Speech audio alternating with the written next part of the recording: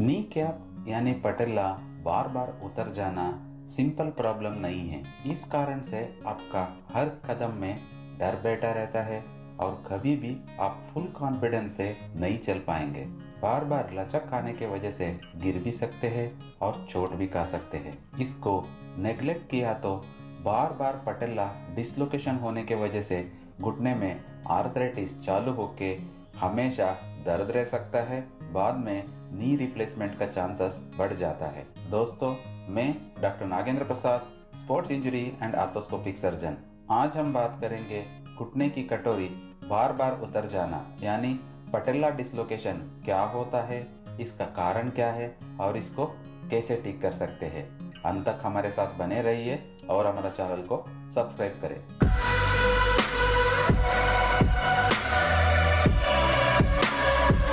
पटेला dislocation अक्सर कम उम्र में दिखाई देने वाला प्रॉब्लम है।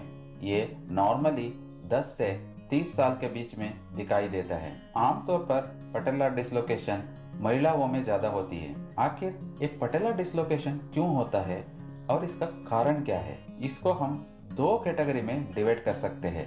पहला मुख्य कारण है डेवलपमेंटल प्रॉब्लम्स, जैसे कि जिन लोगों के घुटने चलते वक्त आपस में टकराते हैं, इसको मेडिकल भाषा में नॉक नी अथवा जीनो अलगम बोलते हैं। और कुछ लोगों का लिगामेंट्स जन्म से ही लैक्स मतलब ढीला रहता है। कुछ लोगों का नी कैप नॉर्मल जगह से ऊपर रहता है, मेडिकल भाषा में इसको हम पटेला अल्टा कहते हैं। और कुछ लोगों में बोन सही से ना डेवलप होने की वजह से पटेला डिसलोकेशन होता है। ऐसे लोगों में एक साधारण चोट काफी है पटेला डिसलोकेशन होने के लिए। इन लोगों में एक बार पटेला डिसलोकेशन होने के बाद बार बार पटेला डिसलोकेशन होना चालू हो जाता है। दूसरा कैटेगरी में आते हैं कोई भी डेवलपमेंटल प्रॉब्लम ना होने के बाद भी पटेला डिसलोकेशन होना। इन लोगों में चोट के समय घुटना गलत तरीके से घूम जाने की वजह से पटेला डिसलोकेशन हो जाता है। इस सिचुएशन में आपका एज 20 साल से कम है तो फिर से डिसलोकेशन होने का चांसेस बहुत ज्यादा है। जब पहली बार डिसलोकेशन होता है उस समय MPFL लिगामेंट टूट जाता है। ये MPFL लिगामेंट घुटना मोड़ते वक्त पटेला को अंदर की तरफ खींच के रखता है। एक बार MPFL लिगामेंट टूटने के बाद पटेला बाहर की तरफ भागने लग जाता है।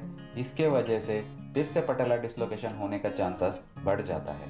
ज्यादातर लोगों में पटेला पहली बार डिसलोकेशन होने के बाद अपने आप अपना ओरिजिनल जगह पर आ जाता है। कुछ लोगों को पता भी नहीं चलता है पटेला डिसलोकेशन हुआ था। एक बार MPFL टीयर होने के बाद पटेला की बैलेंस बिगड़ जाती है। नी कैप बाहर जाने के वजह से फीमर बोन का घिसावट चालू हो जाता है। ये आने वाले समय में नी आर्थराइटिस का कारण बन सकता है। इसको सही पता करने के लिए एक्सरे, CT स्कैन और MRI के मदद ले सकते हैं। एक्सरे से पटेला में कोई फ्रैक्चर है तो पता कर सकते हैं। CT स्कैन से फ्रैक्चर और बोन में कोई डेवलपमेंटल प्रॉब्लम है तो पता चल जाता है। MRI इसको सही पता करने के लिए सबसे बेस्ट इन्वेस्टिगेशन है। इससे MPFL टीयर, कार्टिलेज डैमेज और सॉफ्ट टिश्यू इंजरीज को पता कर सकते हैं। इसका इलाज के बारे में बताना है तो पहली बार डिसलोकेशन होने के बाद रेस्ट, शॉर्ट टर्म इमोबिलाइजेशन और आइस पैक लगाना चाहिए। दर्द और सूजन कम करने के लिए एंटी इंफ्लेमेटरी मेडिसिन का मदद ले सकते हैं। MRI में आपको हाई ग्रेड MPFL टीयर है और आपका एज 30 साल से कम है तो आपको MPFL रिपेयर अथवा रिकंस्ट्रक्शन सर्जरी की जरूरत पड़ सकती है। वही आपका एज 30 साल से ज्यादा है और पहली बार पटेला डिसलोकेशन हुआ है तो आपको सर्जरी की जरूरत नहीं है। अगर आपको एक बार से ज्यादा डिसलोकेशन हुआ है तो किसी भी एज पर आपको सर्जरी करानी ही होगी।